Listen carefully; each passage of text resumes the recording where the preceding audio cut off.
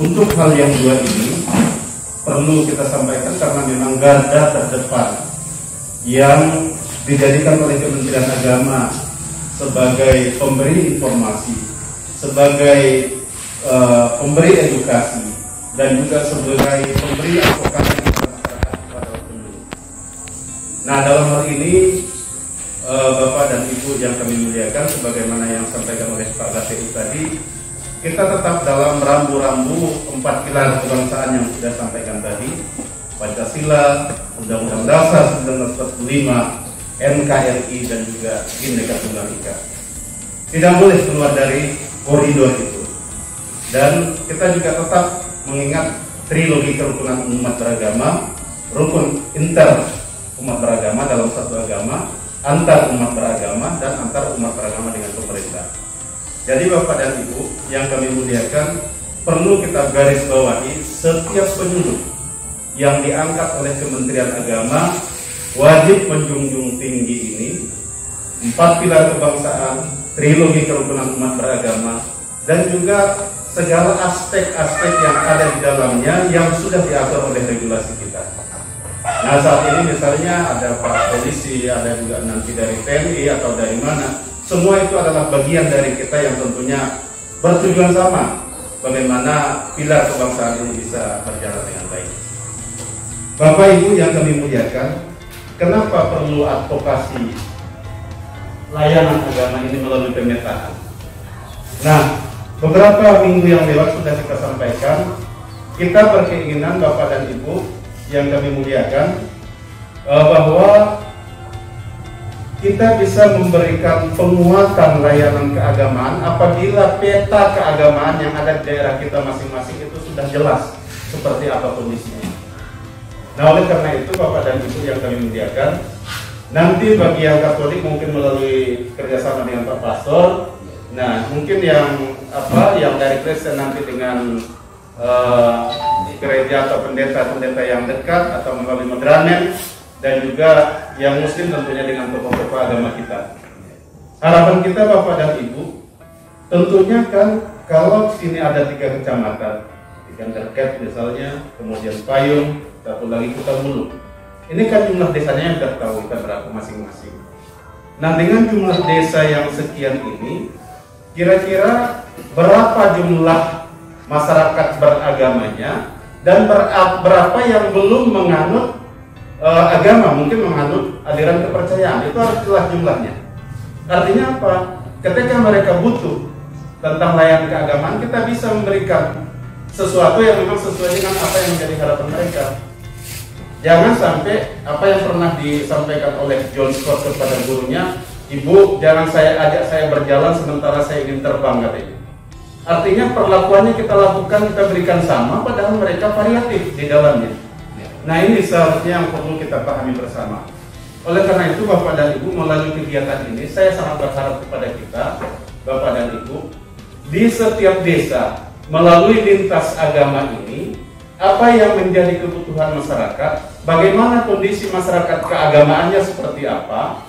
Nah, ini harus tergambar dalam satu laporan yang nanti akumulasinya kita buat sebagai laporan dari Kementerian Agama bahwa inilah kondisi keagamaan di lingkungan pembinaan kantor Kementerian Agama Kabupaten Karo, yang sesudah itu akan kita tindak lanjuti melalui penguatan apa yang dibutuhkan, kemudian apa yang tidak butuh, dan untuk yang berikutnya berapa jumlah penyuluh yang kita harapkan dan yang dibutuhkan, dan seterusnya. Ini harus jelas. Oleh karena itu gambaran ini Bapak dan Ibu, kita tidak bisa melakukan hanya seperti trial and error, coba-coba salah. Kita nggak mau yang seperti itu. Nah, oleh karena itu saya sangat berharap kepada kita seluruh penyuluh melalui Pak Kakua. Nah, kebetulan kan Kakua di Gandarket misalnya itu hanya 2, kemudian di Payung ada 4, di yang Muslim maksud saya, kemudian Kutabulu 6, 5, yang Katolik untuk ketiga ini sama. Nah, oleh karena itu Bapak dan Ibu, saya berharap ini kerjasama ini, karena memang jumlahnya nggak sama. Oh, bukan daerah saya, tolong untuk saat ini jangan dulu. Lihat instansi vertikal kita Kementerian Agama. Kementerian Agama. Jangan lihat, loh ini desa saya, ini desa saya. Tidak begitu bahasanya. Kita harus sama-sama bagaimana bisa mendata ini, memintakan ini sedemikian rupa sehingga dengan demikian mungkin ada peta nanti yang dalam tanda kutip mungkin kita buat warna hijau, warna kuning dan warna seterusnya. Yang tentunya kita harapkan ini bisa memberikan apa yang bisa kita lakukan untuk ini. Itu kira-kira bapak-bapak yang kami muliakan. Nah sesudah itu baru kita apa langkah-langkah, karena kebetulan bapak dan ibu ini rencana strategi kita yang sudah dikeluarkan oleh Menteri Agama untuk 2020-2024 itu akan dilaksanakan 2021 nanti Januari. Ini sudah kita laksanakan. Pijakan kita apa? Pemetaan ini. Nah itu kira-kira. Nah jadi pijakan kita pemetaan ini. Jadi bapak-bapak yang kami muliakan, bagaimanalah kita misalnya sudah mungkin kalau bagi yang Islam mungkin memberikan penyuluhan sudah total soul sebenarnya padahal misalnya fikihnya itu belum selesai. Nah ini misalnya. Nah begitu juga dengan yang Katolik tentunya. Nah ini kita sesuaikan apa yang dibutuhkan oleh masyarakat. Dan saya sangat berharap Bapak dan Ibu yang kami muliakan jangan jadi Superman. Superman bisa kemana-mana. Kalau memang tak tahu, bilang tak tahu kepada masyarakat. Koordinasikan dengan tokoh agama kita. Biar jangan salah. Biar jangan salah. Nah ini yang penting kami kira Bapak dan Ibu yang kami muliakan. Jadi kita sangat berharap kepada Bapak dan Ibu agar ini bisa benar-benar kita laksanakan dan mungkin kita kasih ruang, kita kasih waktu maksud saya 2 minggu ke depan. Nah nanti melalui Pak Kua kita harapkan karena koordinasi Bapak dan Ibu itu ke Kua, ke kantor urusan agama.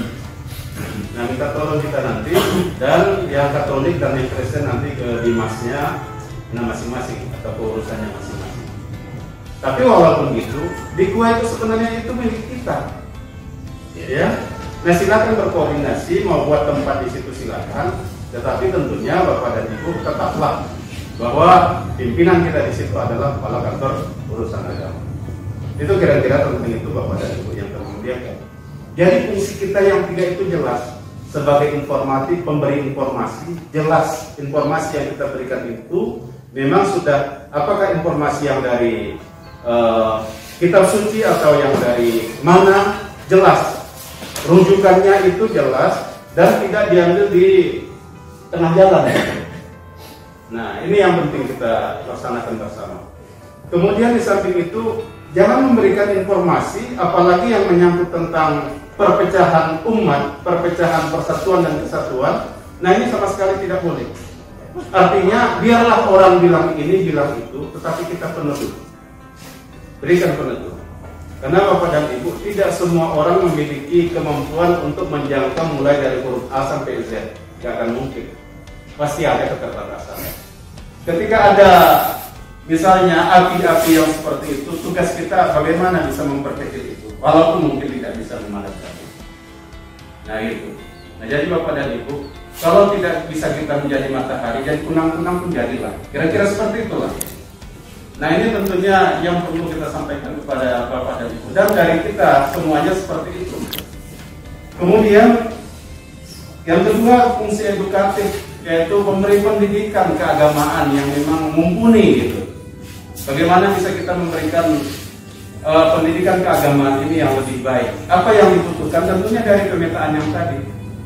Yang ketiga advokasi. Advokasi Bapak dan Ibu yang kami muliakan. Jika ada misalnya aliran-aliran tertentu yang di luar yang sesuai dengan apa yang ada pada regulasi kita untuk semua agama, lintas agama, tentunya kita harus melaporkan ini kepada Kapuanya dulu sebagai leading sektornya. Nah kemudian nanti kita akan ada tim untuk itu. Agama apapun itu, Bapak dan Ibu yang kami. Jadi jangan kita biarkan. Kita bukan mengeksekusi, tidak, memberi informasi dan berikan kepada masyarakat informasi yang baik dan benar. Kalau baik saja pun tidak baik, harus benar juga. Nah ini jadi Bapak dan Ibu yang kami muliakan, 3 fungsi penyuluh ini, informatif, edukatif, dan advokatif, ini harus kita pahami bersama. Nah oleh karena itu Bapak dan Ibu, rambu-rambu nanti sesudah ada pemetaan dari kita di sini, ada rambu-rambu dari seksi masing-masing nanti akan menyampaikan untuk semester awal atau mungkin triwulan pertama ini yang harus dilakukan. Dari semester yang kedua misalnya ini yang harus dilakukan. Nah ini yang kita harapkan bersama Bapak dan Ibu. Jangan samakan diri kita dengan orang yang tidak memiliki rambu-rambu. Itu nggak bisa. Sekalipun kita bergaul dengan siapa, kita tidak membedakan dengan siapa karena kita sama. Tetapi untuk hal-hal tertentu ada pembeda kita dalam tugas dan fungsi. Ini Bapak dan Ibu yang kami muliakan. Nah jadi saya sangat berharap melalui pemetaan yang kita lakukan ini nanti bagaimana caranya. Di awal ini sudah kita buat jumlah umat beragama yang ada, kemudian kondisi keagamaan itu bisa lihat misalnya yang usianya mulai dari sekian sampai sekian berapa orang, yang dari sekian sampai sekian berapa orang, biar tahu kita nggak mungkin yang anak lajang sama perlakuannya dengan yang tua-tua. Nah kan gitu ya. Jadi kalau misalnya ini tidak kita samakan, artinya kalau misalnya ada yang sakit kepala kita kasih obat sakit perut, nggak cocok ini, nggak nyambung. Nah kira-kira begitu. Jadi jelas bahwa fungsi dan tugas kita itu apa yang sudah diamanahkan kepada kita, nah bisa kita laksanakan dengan sebaik-baiknya. Nah terlepas dari Bapak dan Ibu, tapi kan perlakuan pemerintah juga untuk penyuluh ini masih terbatas. Iya, karena memang kondisinya masih seperti itu. Tapi yakin dan percaya, kalaupun mungkin dalam sisi materi kita memperoleh yang masih sangat terbatas, yakinlah Allah Tuhan yang Maha Kuasa pasti memberikan yang lebih besar kepada kita. Ya, itu pasti. Itu pasti. Oleh karena itu, Bapak dan Ibu yang kami muliakan, kita kan sebenarnya bukan diharapkan kepada Bapak setiap saat seperti ini, tidak. Sebenarnya pendataan itu kan hanya setahun sekali di akhir tahun misalnya, untuk apa? Mengupdate data yang sebelumnya, kondisinya seperti apa. Nah ini yang kita harapkan sebenarnya. Nah oleh karena itu Bapak dan Ibu yang kami muliakan, saya sangat berharap, karena tanpa pemetaan ini Pak advokasi itu nggak akan berjalan. Apa? Kalau tidak ada pemetaannya, gimana kita mau mengadvokasi? Apa yang mau kita berikan? Apa yang mau kita suntikan? Apa yang mau kita lakukan? Itu nggak jalan. Oleh karena itu, saya sangat berharap bekerjalah dengan tim. Jangan bekerja sendiri-sendiri. Kalau kita salah, ada yang memberikan pendapat, ada yang memberikan saran. Tapi kalau merasa super, nah itu nanti merasa, itu yang susah kita. Merasa baik, merasa super, merasa benar. Nah, di sini kita yang susah nantinya. Nah, oleh karena itu Bapak dan Ibu, saya tetap berprinsip dengan filosofi bahwa pemikiran 5 kepala itu jauh lebih baik daripada pemikiran 1 kepala. Yakin begitu? Yakin itu? Nah, terlepas Bapak dan Ibu, kalau memang itu sudah yang sifatnya memang seperti agama, itu memang sudah tak boleh kita ganggu gugat lagi, memang sudah begitu kondisinya. Nah, tetapi kadang-kadang penyampaian kita kan, nah ini banyak bumbunya, banyak ininya dan seterusnya. Nah, saya kira Bapak-Bapak yang kami muliakan, ini hal-hal penting yang perlu kami sampaikan kepada kita melalui Bapak-Bapak ketua kita. Saya sangat berharap kepada kita ini bisa kita laksanakan sedemikian rupa sehingga dengan demikian penguatan moderasi beragama ini bisa kita tingkatkan. Mungkin sekedar beberapa menit saya sampaikan apa itu moderasi. Moderasi beragama itu apa itu sebenarnya? Bukan moderasi agama ya, beda. Moderasi agama itu nggak boleh, nggak ada. Moderasi beragama yang ada. Jadi kerukunan agama itu nggak ada. Yang ada itu kerukunan umat beragama. Nah jadi biar bisa kita pilih-pilih. Nah jadi Bapak yang kami muliakan, moderasi beragama itu kira-kira definisi atau pengertian umumnya, kita meyakini bahwa agama yang kita anut itu adalah satu-satunya agama yang benar yang kita laksanakan, tetapi kita harus memberikan ruang kepada saudara-saudara kita yang beda agama juga untuk melaksanakan kegiatan agama yang memang mereka yakini juga seperti itu. Itulah yang dinyatakan dengan moderasi beragama. Nah, biar jangan salah kaprah maksud saya. Nah, jadi bukan berarti mencampurkan agama, tidak. Tetap agama Anda untuk Anda, agama Sianu tetap untuk Sianu. Tetapi itu tadi berikan kesempatan, karena memang ini sudah agama yang dilayani di Indonesia. Sudah jelas, Islam, Kristen, Katolik, Hindu, Buddha, dan Konghucu, ditambah satu lagi aliran kepercayaan. Aliran kepercayaan ini meskipun tidak, tetapi ini sudah merupakan bagian yang harus dilayani juga di Indonesia. Nah, ini hal-hal yang perlu kita pahami bersama Bapak dan Ibu. Saya sangat berharap Kementerian Agama ini, Bapak dan Ibu, walaupun mungkin kami penyuluh non-PNS, bukan Bapak dan Ibu penyuluh non-PNS, tapi sudah merupakan bagian dari Kementerian Agama. Nggak bisa kita katakan keluar dari situ, nggak boleh. Memang nggak iya. Karena Bapak dan Ibu, apa yang diberikan bukan dari Kementerian Agama, tetapi dari negara yang memberikan, walaupun mungkin insentifnya masih cukup terbatas. Tapi mudah-mudahan ini akan terus membaik dan membaik, sehingga dengan demikian pelaksanaannya nanti bisa lebih baik. Kemudian Bapak dan Ibu, kira-kira 10 menit lagi, hal yang penting lainnya yang perlu kami sampaikan untuk pemetaan yang tadi, seperti yang kita sampaikan Bapak dan Ibu, kan di setiap desa sebenarnya, kenapa tidak ngambil dari statistik aja Pak, misalnya begitu. Bapak dan Ibu, statistik itu ngambil dari kita, masa kita ngambil dari mereka lagi? Itu kan jeruk makan jeruk sebenarnya. Iya kan? Mereka minta ke kita, dan kita harusnya setiap tahun itu mengupdate data, melakukan updating data agar itu jelas dan benar. Karena Bapak dan Ibu yang kami muliakan, nah kalaulah misalnya di tempat kita dengan jumlah layanan keagamaan yang sekian, nah berapa kebutuhan yang harus disampaikan oleh negara misalnya tentang penduduk, ini bisa kita sampaikan. Tapi kalau misalnya Pak, data ini nggak ada dasar kita untuk meminta tambah, nggak ada dasar kita. Gimana orang mau yang lapar misalnya mau makan, kalau dia nggak sedang mau makan dia atau mau lapar, nggak akan mungkin. Cobalah kita misalnya ke rumah makan, apakah mungkin dikasih oleh orang yang jualan di rumah makan kita nasi atau lauk pauknya? Kalau kita diam saja misalnya, mungkin dipikirnya kita mau pangkas gitu. Nah, hal-hal yang demikianlah yang perlu kita pahami bersama. Jadi saya sangat berharap kepada Bapak dan Ibu, kerjasama kita, bantu kita Bapak dan Ibu yang kami muliakan, manfaatkan tokoh-tokoh agama kita, sehingga nanti layanan keagamaan ini bisa jelas.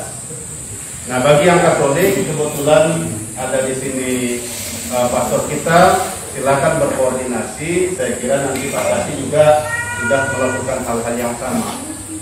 Nah, untuk yang Kristen juga nanti seperti itu juga, karena kebetulan hari ini mereka menandatangani fakta integritas di Jember karena baru penyaringan kemarin.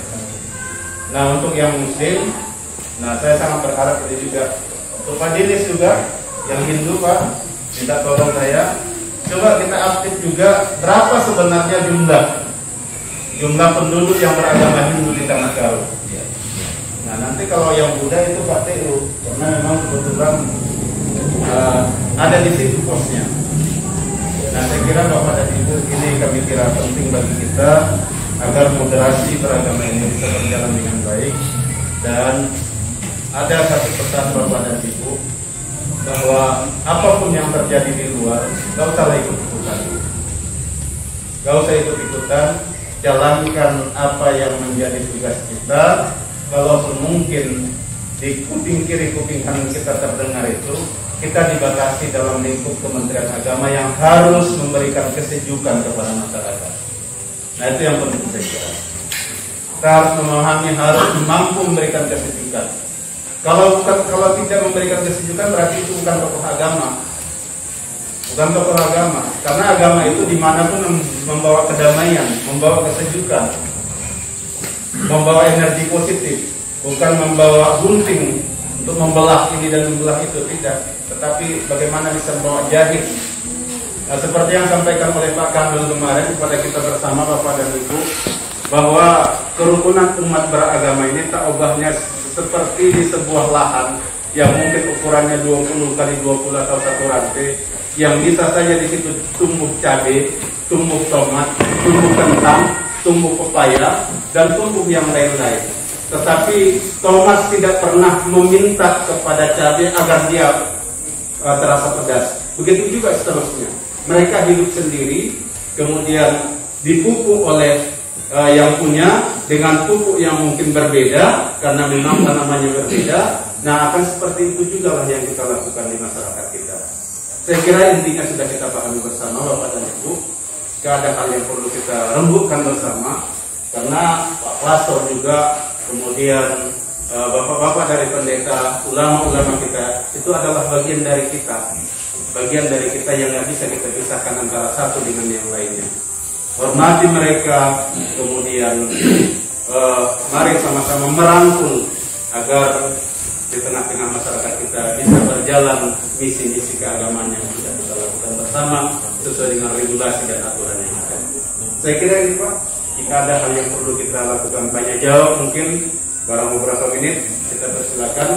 Mohon maaf kami atas segala kekurangan dan kehilapan Bapak dan Ibu, dan mudah-mudahan nanti di Januari yang akan datang kita bisa sudah bersilaturahim di kantor, dan harapan kita pandemi COVID-19 ini cepat berakhir dan berlalu, sehingga dengan demikian apa yang menjadi sebenarnya di hati kita masing-masing sudah ada misinya ini.